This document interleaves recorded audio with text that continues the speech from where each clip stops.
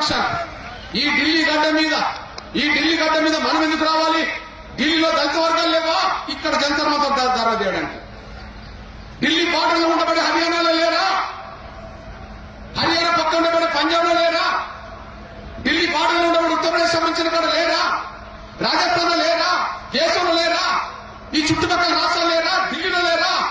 ఈ జంతర్ మంతర్ ఢిల్లీలో ఉంది కదా, ఇక్కడికి వచ్చి ఒక నిరసన తెలియలేని పరిస్థితి ఎందుకు వచ్చేసింది అంటే దళితుల ఆత్మగౌరవాన్ని పరిరక్షించే విషయంలో, దళితుల హక్కులను కాపాడుకునే విషయంలో, మరిన్ని హక్కులు సాధించే విషయంలో కమిట్మెంట్ దళిత నాయకత్వం లేదనే విషయం మనకు అర్థమైంది.